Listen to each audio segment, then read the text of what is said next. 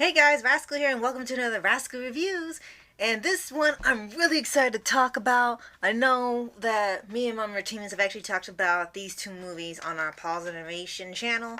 If you want to see some really extended reviews on that with both of our thoughts, I would definitely recommend checking them out because they're some of our best ones. And we've actually covered the other movies of this as well. So, as you can tell by the title, the movie I really wanted to cover, or should I say, duology of movies, are the Hellboy animated movies. And the first one was Sword of Storms, which came out in 2006, and then Blood and Iron 2007.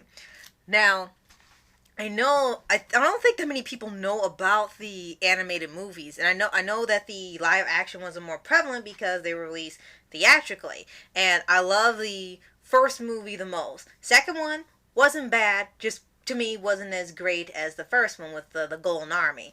And then the 2019 one gave me a headache and I hate it. So I really want to talk about the two animated films by themselves because I don't think I've talked about Hellboy on this channel yet, whether as the movies or the game or the comics or anything. You just see me use the character in video. So I thought it'd be really cool to actually talk a little bit about at least the two animated films, since those aren't as well known as the live action movies. Now, these were made in an attempt to revive Hellboy into an animated format.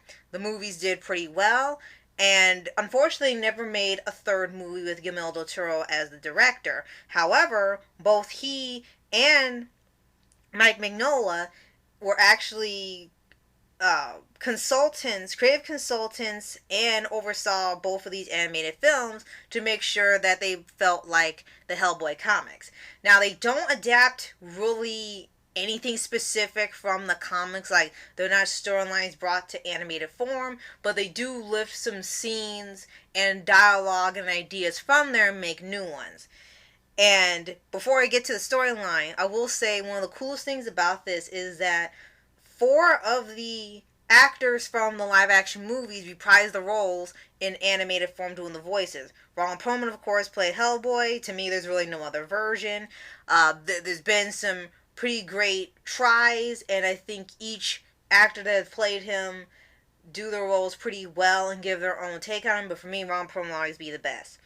And you had Selma Blair return as Liz Sherman, John Hurt return as Professor Broom, and you actually had Doug Jones as Abe Sapien, who was the man in the costume, but not the voice. The original voice was actually David Hyde Pierce, but he was never credited for some reason. So I think a lot of people thought Doug Jones was the costume and the voice.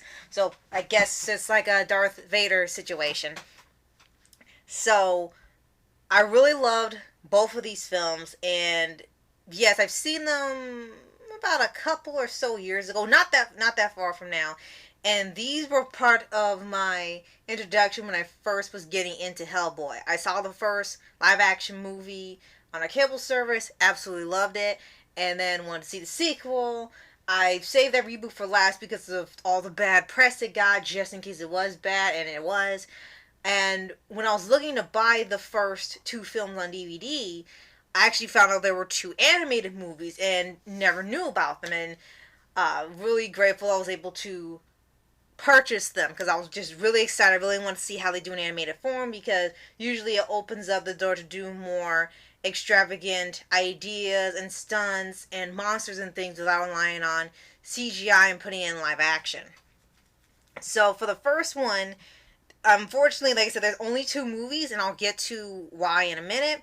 The first one is called Sword of Storms, where Hellboy and Kate Corrigan are dispatched to Japan to solve the mystery of a professor being possessed by the two Japanese demons, Thunder and Lightning. And the demons want to get their hands on a haunted sword, so the Sword of Storms, which will free them and unleash their power and destroy the world. So, yeah, it's one of those types of movies. Again, not adapted from the comics, they just kind of came up with one.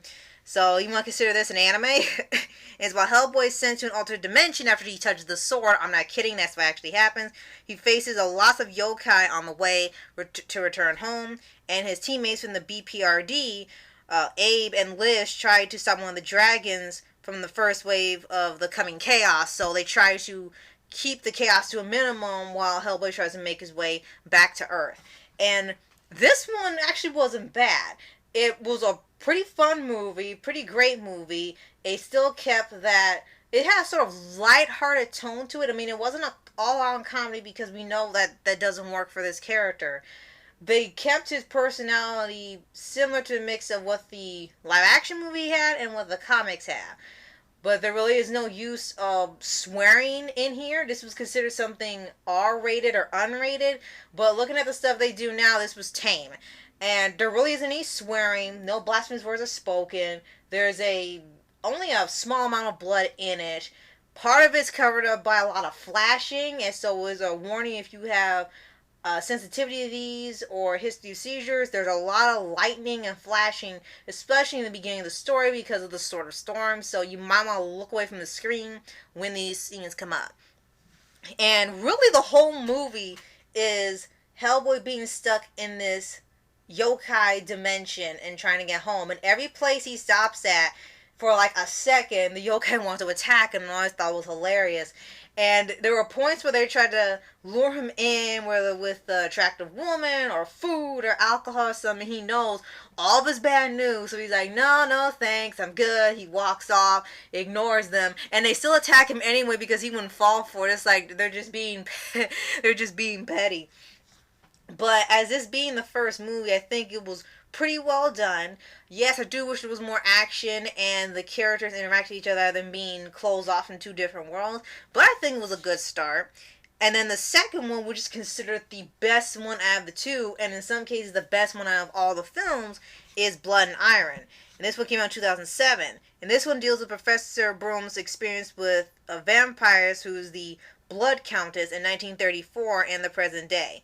And then Hellboy also faces off against the Hecate. Hopefully I'm pronouncing that correctly. Yeah, I don't know a lot of these pronunciations of these monsters that are from other countries. Are based off Latin.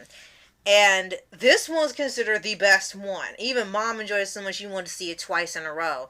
And that one had way more of a darker tone to it. That one actually showed more blood and more had the tone of the comic where people were getting taken out almost left and right.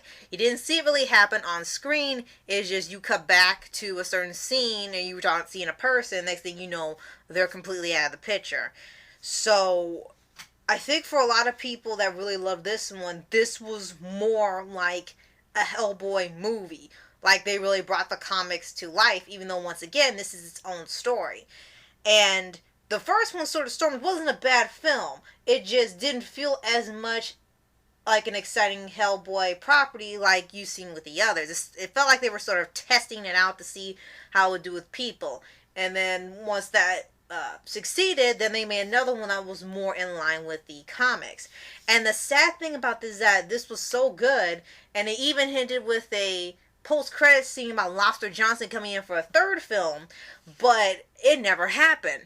And to this day, I'm a little confused on why they didn't go forward with it.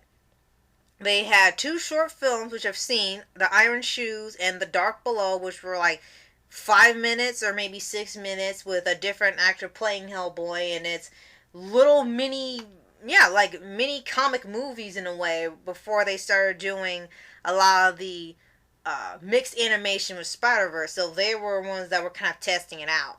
They also have some spin-off comics from Dark Horse where it's continuing the Avengers the animated movie but in comic form, which is kind of a shame because there's like 3 or 4 of these, and I wish they had just turned them into movies. I really wish they just turned them into movies because reading the descriptions for them, they sound pretty interesting. They sound like they could do a lot of these in animation that they couldn't do in live action and have limitations in it. I'm kind of disappointed they didn't do any more films. They just stopped with 2, and that was it. And this was also back before streaming, and Starz Media kind of made this like one of their Starz original content. If this had been made on Netflix, I think this would have gone through the roof, and we would be getting movie after movie after movie. No joke.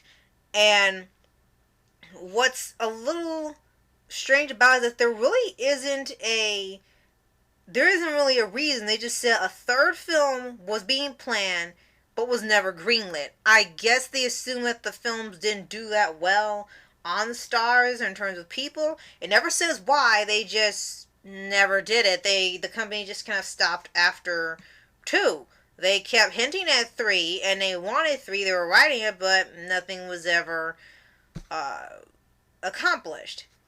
Now, the animation was done in Japan by the studio Madhouse, so you can technically count Hellboy animated as an anime movie.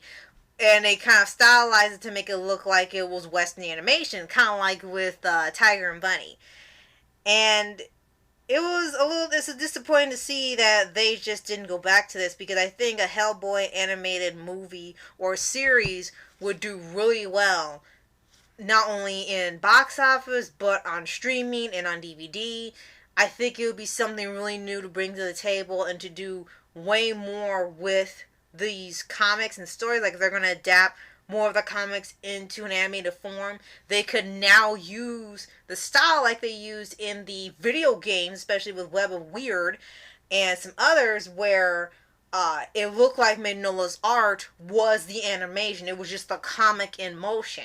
So if they use that style for the movie, whether it be on streaming or DVD, I think that would do really, really well. And I would love to see something like that. And the Blood and Iron movie is considered the best because it was the most hard-hitting one. They had to deal with vampires and werewolves and shapeshifters and trolls and harpies, and they had to deal with something from hell, and they had a lot of action, and it was really intense, and they had the perfect music, they had good fight scenes, they had like done everything right, and kept surprising you with, if like every 5 minutes was some new twist to it. It didn't feel like they were just throwing something at you to get or be shocked by. I think they just did a really, really good job on it. And again, I would love to see some more Hellboy animated movies. And I also wanted to cover these because you may have heard of this, that there's another live action Hellboy movie coming called The Crooked Man, which is adapting the Crooked Man storyline from the comics, which was considered one of their greatest story arcs of the series. And I'm really excited for it, but there is one issue. They already started changing how it starts. It's actually going to start off with a woman who's a BPRD agent and a scientist, and she gets Hellboy's help, and it's already starting off differently. I'm hoping maybe that it will be for the story, and for once it'll turn out well. I just don't want the movie to end up about this new character, because they do not feature Abe or Liz. They just needed Hellboy and no other characters from the series, so they figured this would be easier to adapt. But tell me what you guys think of the Hellboy anime movies in the comments below. Have you seen them? Do you own them? If you haven't seen them in a while, did you rewatch them later, like for the anniversary of the franchise or the first live action movie?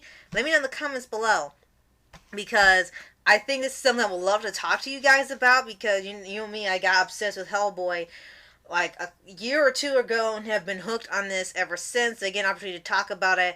I would love to talk about it with others. I know Dudley's seen it, so Dudley, tell me what you think too.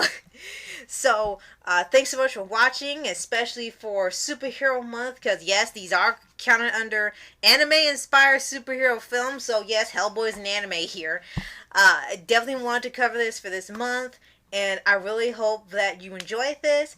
And if you have not seen the movies, again, highly recommend them. Just buy them. You don't even have to rent them. You can buy them, or you can see them online through, I believe, Max, or on another streaming service. So, thank you so much for watching, and I'll see you guys next time. Later!